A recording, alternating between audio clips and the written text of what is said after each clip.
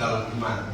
Dan saudara, mari kita lihat Daniel pasal 3 ayat yang ke-13. Sesudah itu Nebukadnezar memerintahkan Sesudah itu Nebukadnezar memerintahkan dalam marahnya dan geramnya untuk membawa Sadrak, Mesak dan Abednego menghadap.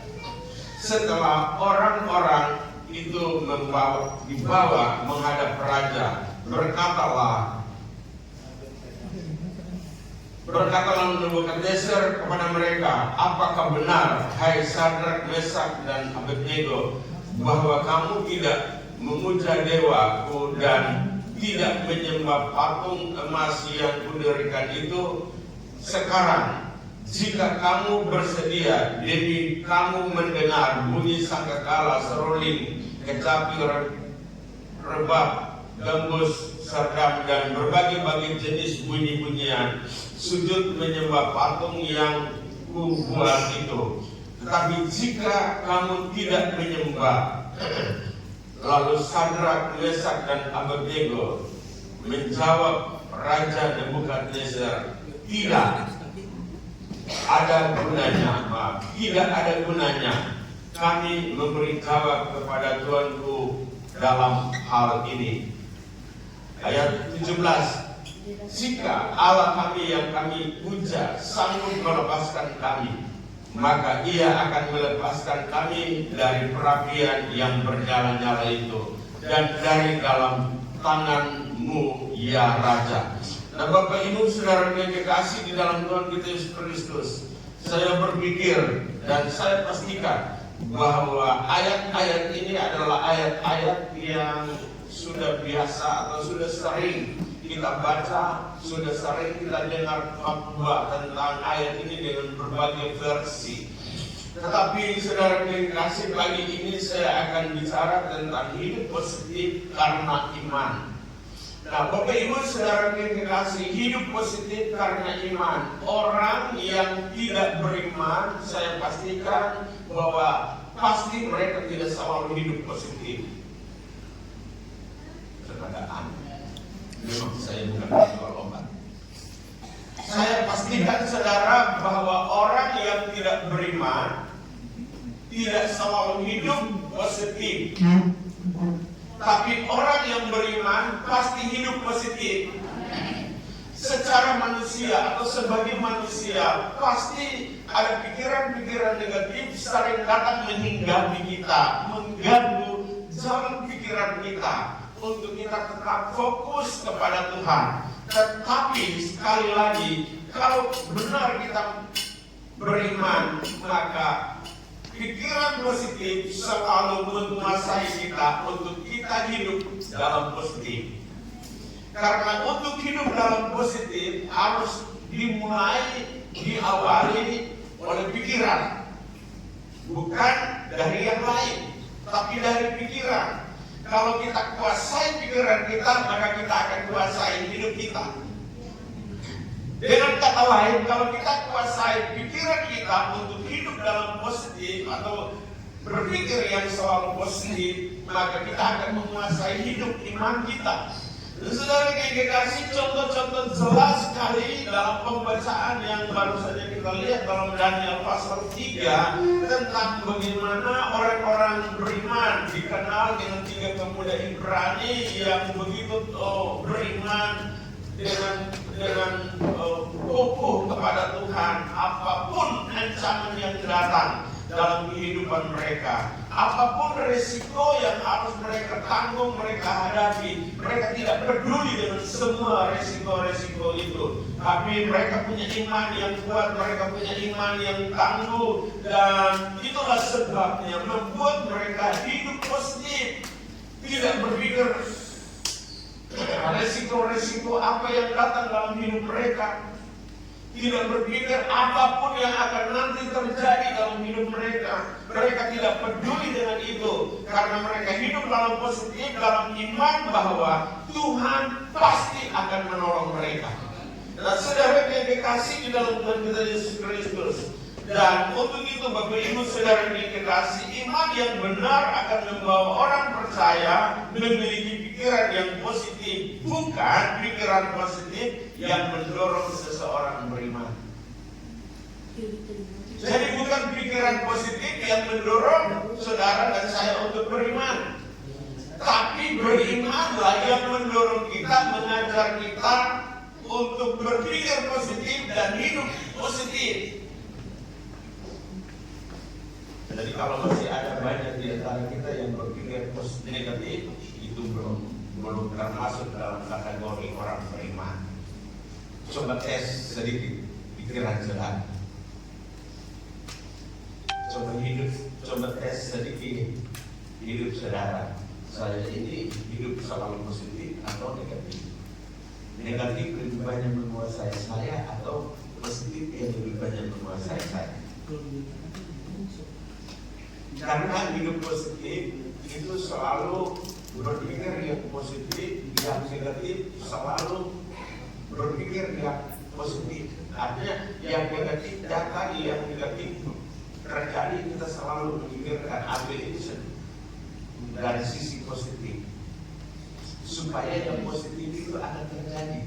Ada satu kata yang satu kalimat yang saya ini kutip di depan ini begini: perbaikilah ibadahmu, maka Tuhan akan memperbaiki hidupmu. Ayatnya berkata begini: serahkanlah hidupmu kepada Tuhan dan percayalah kepadanya, maka Ia akan bertindak. Nah, Bapak Ibu saudara yang kekasih di dalam Tuhan kita Yesus Kristus, jadi orang yang beriman akan membawa dia dalam kehidupan yang benar, kehidupan yang positif. Jadi bukan positiflah yang membawa seseorang untuk hidup benar. Kenapa? Karena memang orang yang tidak benar, orang yang tidak beriman, mungkin dia bisa berpikir positif, tapi itu hanya sementara.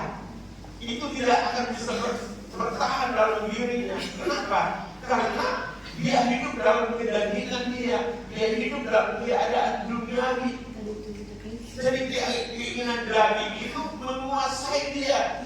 Tetapi orang-orang yang beriman, Alkitab berkata, mereka hidup oleh Roh, dan Rohlah yang menguasai mereka. Haleluya. Dan itulah sebabnya kalau Roh menguasai mereka, maka mereka hidup dalam iman, mereka hidup secara positif. Haleluya. Bapak Ibu saudara, salah satu hal yang kita belajar di sini adalah bagaimana Sadrak, Mesak, dan Abednego menghadapi berbagai tantangan dengan iman yang mereka miliki di hadapan Tuhan. Orang beriman selalu hidup dalam tantangan. Saya ulang kata itu. Orang beriman selalu hidup dalam tantangan. Orang beriman selalu hidup dalam risiko. Karena hal-hal iman itu adalah hal-hal yang bukan nyata, tapi hal-hal yang tidak nyata, hal-hal yang tidak kelihatan, hal-hal yang kita harapkan dalam kegelapan. Wah, saya pakai kata itu mungkin tidak cocok, karena gelap itu sudah dengan dunia. Tapi maksudnya begini, dalam kegelapan kita tidak bisa lihat apa. Iman itu kita mengharapkan sesuatu yang tidak kita lihat, yang akan menjadi bukti dari apa yang kita harapkan. Jadi sedikit pakai kata itu, kata sesuatu yang kita harapkan yang kita tidak lihat dalam kegelapan atau dalam gelap. Nah, Bapak Ibu saudara yang dikasih, apa pertanyaannya? Apa yang kita dapat belajar dari iman mereka? Maksudnya imannya Sadrak, Mesak, dan Abednego. Hal yang pertama adalah kita melihat, belajar dari keberanian mereka, keberanian iman. Kita bisa bilang kita beriman, tapi pertanyaannya, adakah kita berani ketika ada resiko-resiko yang ada di hadapan kita, yang diperhadapkan di hadapan kita, atau kita bisa berani? Baru hujan saja banyak yang sudah punya alasan.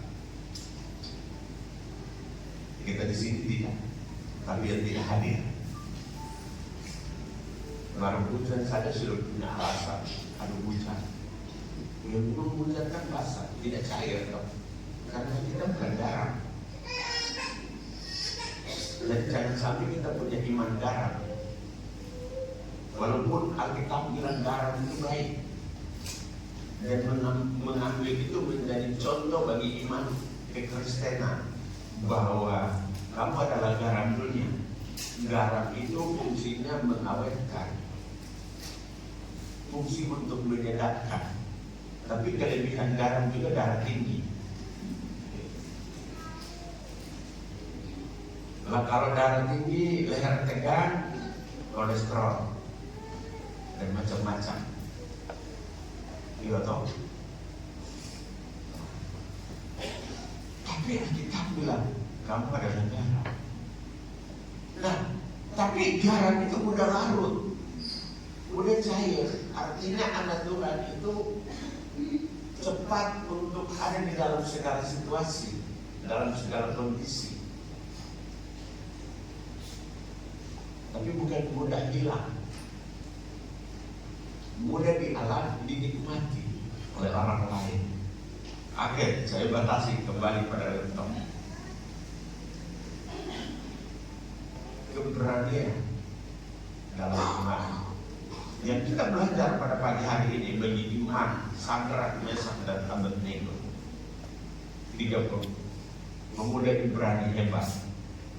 Pasti ada banyak orang hebat, tapi mereka tidak diambil sebagai contoh dalam Alkitab. Kita lihat yang pertama adalah mereka memiliki keberanian. Saya punya tukang baca di mana? Oh, di belakang. Cepat tersebut tadi. Ayat 17 sampai dengan ayat 18.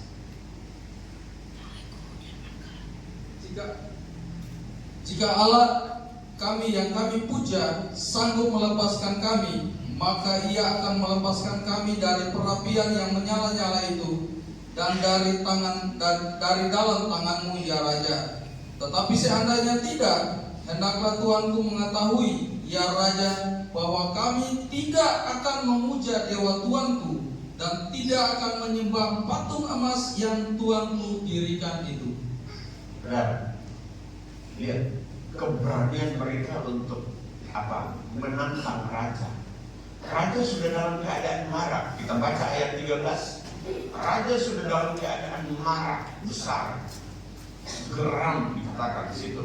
Kenapa? Karena ada orang-orang Babel yang lapor ke raja Nebukadnezar bahwa ada 3 orang yang tidak menyembah patung yang raja buat, dan raja memerintahkan ketika bunyi-bunyian itu dibunyikan maka semua penduduk Babel harus sujud dan menyembah kepada patung itu.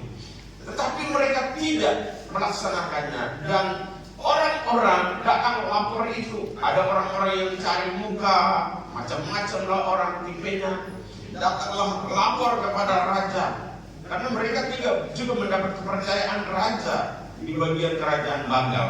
Saudara yang dikasih, ini kesempatan besar bagi orang-orang untuk cari muka dan lapor bahwa mereka tidak menyembah kepada apa yang diperintahkan oleh raja, dan raja menjadi marah besar.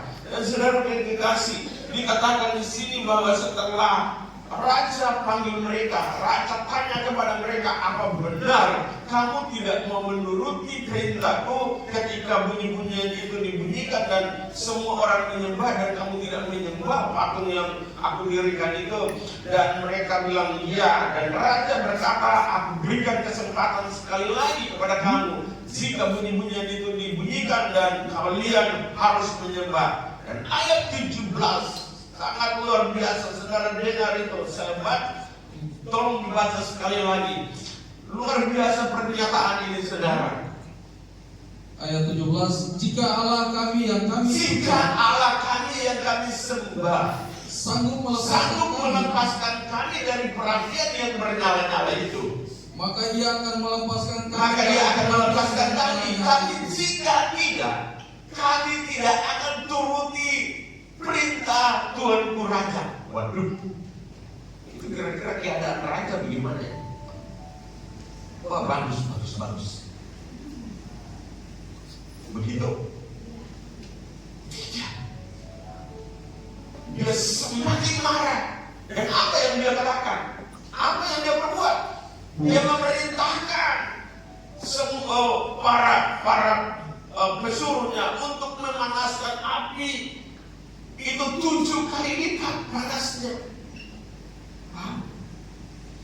Ini sebuah resiko yang besar. Ini resiko iman, saudara. Ini resiko iman. Ini bukan resiko jabatan, bukan resiko kedudukan. Ini resiko iman. Itu yang tadi saya bilang. Kita orang percaya selalu diperhadapkan dengan berbagai resiko. Jadi jangan berharap bahwa saudara tidak akan pernah ada resiko. Banyak resiko, banyak ancaman-ancaman yang datang dalam hidup saudara. Dan saudara ada di tingkat resiko yang paling tinggi. Tergantung saudara mau ambil resiko atau tidak. Andai kata hari ini, dan ini memang sudah terjadi berapa tahun yang lalu ketika Corona, pemerintah Indonesia, semua gereja harus ditutup. Dan itu sangat didukung oleh semua gereja. Gereja-gereja yang mayoritas.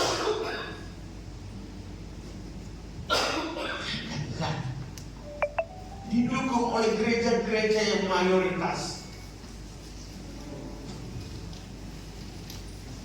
GBI adalah gereja termasuk gereja mayoritas di Indonesia, bukan minoritas. Karena GBI punya jumlah penduduk 3 juta sekian.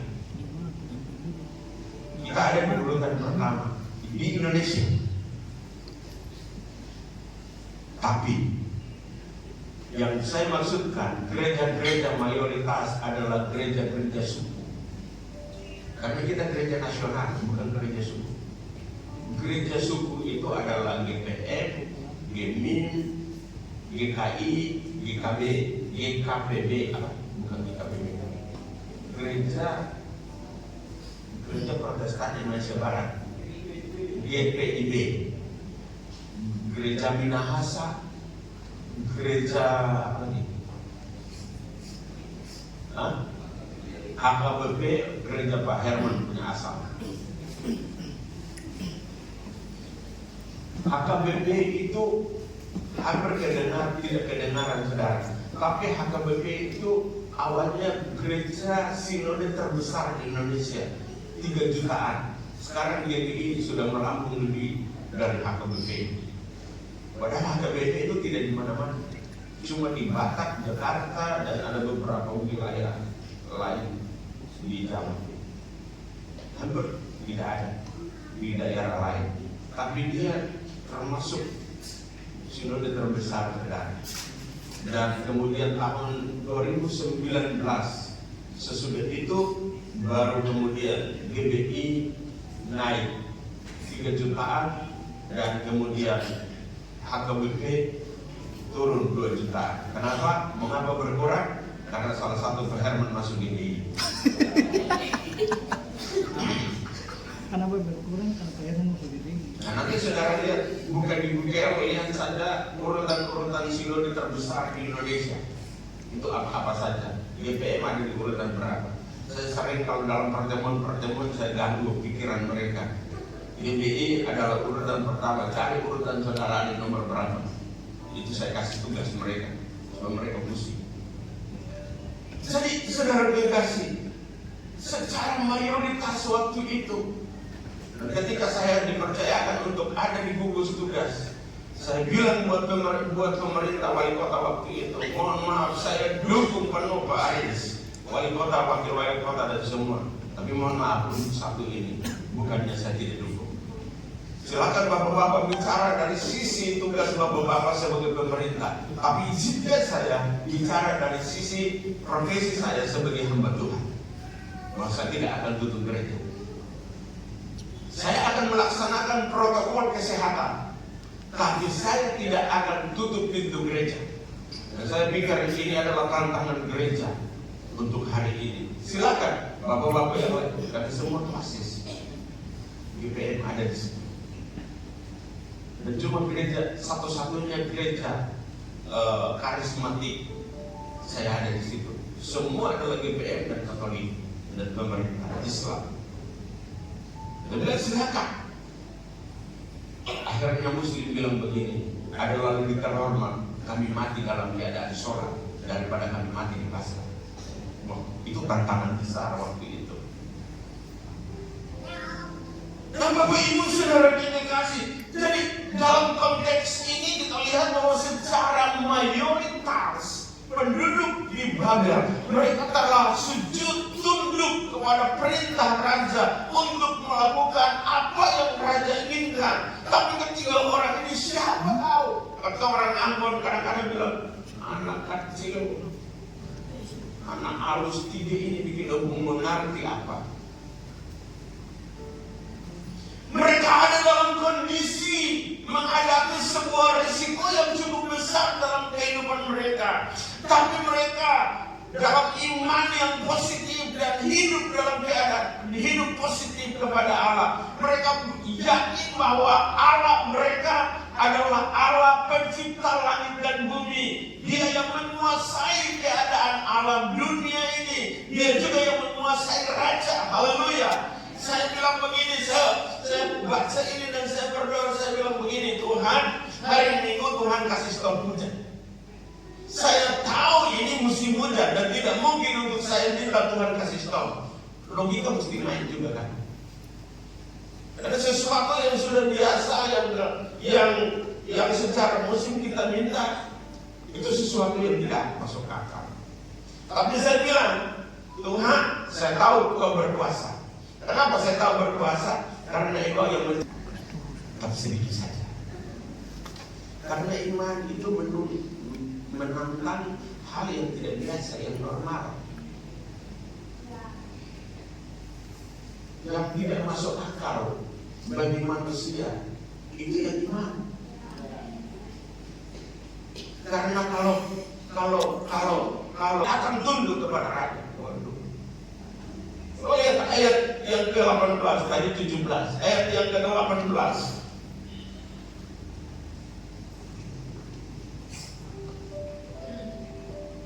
Tetapi seandainya tidak, hendaklah Tuanku mengetahui ya Raja, bahwa kami tidak akan memuja dewa Tuanku dan tidak akan menyembah patung emas. Saya tidak tahu mereka dengan sikap mereka atau dengan gaya mereka. Asal Tuhan tahu saja, mereka ada dalam tantangan ini. Asal Tuhan tahu saja, kalau memang Dia bisa lepaskan kami bisa terlepas. Tapi kalau tidak pun, kami tidak akan tunduk kepada tingkah raja. Wah, risiko besar, saudara, risiko besar. Kita lihat. Mereka menolak menyembah patung emas yang didirikan raja. Karena apa? Karena satu-satunya pribadi yang layak disembah hanyalah Yesus.